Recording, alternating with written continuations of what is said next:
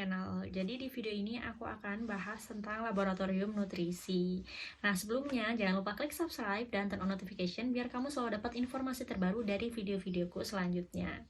Nah, jadi laboratorium nutrisi adalah laboratorium yang wajib, khususnya bagi kamu yang ngambil kuliah jurusan Teknologi Hasil Pertanian, Prodi Ilmu dan Teknologi Pangan, tapi minatnya minat nutrisi. Karena kenapa? Nanti pasti ada praktikum yang menggunakan laboratorium ini. Dan kalau misalnya kamu memang fokus mau mengambil nutrisi saat nanti penelitian skripsi, maka kamu juga perlu laboratorium ini. Tapi nggak mesti kamu harus pakai laboratorium ini ya, karena ada laboratorium lain yang mirip laboratorium nutrisi ini di SUB gitu. Jadi kalau misalnya laboratorium udah penuh, kamu bisa pindah ke laboratorium lain. Oke. Jadi untuk laboratorium nutrisi ini lokasinya ada di mana? Lokasinya ada di gedung C lantai 2. Jadi kalau misalnya kamu masuk gedung C, kamu tinggal naik tangga, terus udah itu belok kiri, terus aja jalan di koridor sampai mentok, maka lokasi laboratorium nutrisi itu ada di sebelah kanan.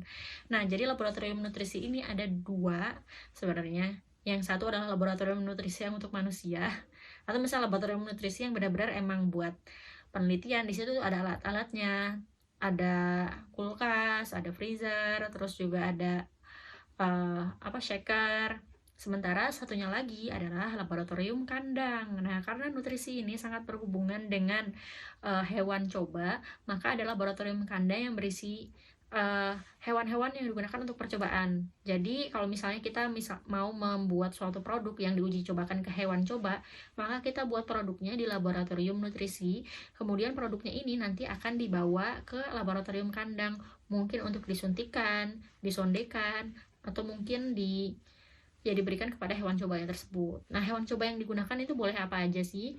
Kalau untuk selama ini hewan cobanya yaitu mencit dan tikus. Kalau misalnya mau penelitian pakai hewan coba monyet atau kucing, mungkin belum bisa dicobakan di laboratorium nutrisi ini, karena kalau sampai sejauh ini saya belum menemukan ada yang penelitian menggunakan hewan coba seperti kucing dan monyet itu. Tapi mungkin teman-teman bisa mencoba di laboratorium lain. Yang pasti kalau misalnya mau penelitian menggunakan hewan coba apa, bisa lapor dulu ke laborannya ya. Gitu aja. Terus untuk laboratorium ini ada plus minusnya ya. Jadi laboratorium nutrisi lumayan sepi. Jadi kalau misalnya lagi nggak ada yang praktikum, laboratorium ini nggak rame banget. Yang rame malah di laboratorium kandangnya.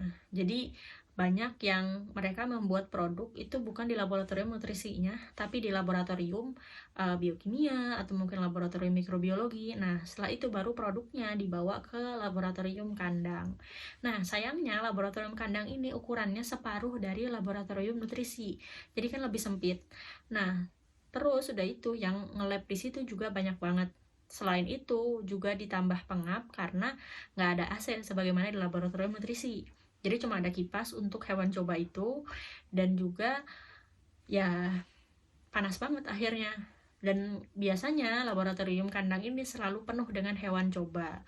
Kenapa? Karena menggunakan laboratorium kandang ini bukan cuma mahasiswa yang penelitian, tapi juga mahasiswa yang praktikum.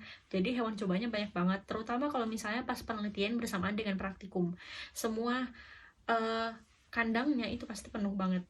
Ya, apalagi kalau misalnya penelitiannya itu menggunakan tikus. Kalau tikus, space-nya satu wadah, satu kandang gitu untuk satu ekor aja. Kalau misalnya mencit masih bisa satu kandang isinya 3 ekor gitu kan, karena mencit kecil-kecil. Nah, itulah yang membuat sebenarnya laboratorium kandang ini kurang kondusif karena terlalu panas. Nah, selain itu juga dulu saya pernah praktikum di laboratorium kandang ini, terutama bagi teman-teman yang mau praktikum menggunakan imunitas. Misalnya nanti akan ada pengujian bidang imunitas gitu. Saya sarankan nggak menggunakan laboratorium kandang ini, karena dulu waktu praktikum saya nguji imunitas mencit dan ternyata hasilnya fluktuatif atau berantakan banget. Ternyata kenapa? Karena karena kondisi kandangnya nggak kondusif, terus udah itu ada hewan di kandang sebelah yang mati, terus udah itu nggak dikubur dalam waktu beberapa hari. Jadi si mahasiswa yang penelitian ini 2 hari sekali datangnya gitu. Nah, terus udah itu ternyata hewannya mati dan dia baru tahu 2 hari kemudian. Tapi selama 2 hari itu ya bakterinya udah kemana-mana kan. Nah, ini menyebabkan hewan coba yang lain yang ada di ruangan itu secara imunitas nggak sehat. Terus udah itu juga dari segi ventilasi yang nggak terlalu bagus, airnya yang nggak sehat. Nah, itu menyebabkan bias banget. Tapi kalau misalnya bagi teman-teman yang cuma mau menguji misalnya pengaruh suatu makanan terhadap berat badan atau terhadap obesitas, ya nggak apa-apa, karena itu nggak berpengaruh terhadap imunitas tubuh.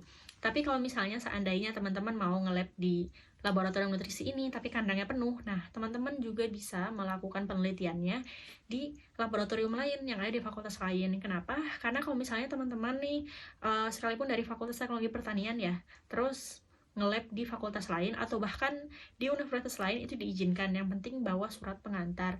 Jadi dulu waktu penelitian S2, karena saya tahu waktu praktikum laboratorium kandang itu kurang kondusif untuk penelitian yang menggunakan imunitas. Nah, waktu tesis saya pengen penelitian menggunakan imunitas mencit.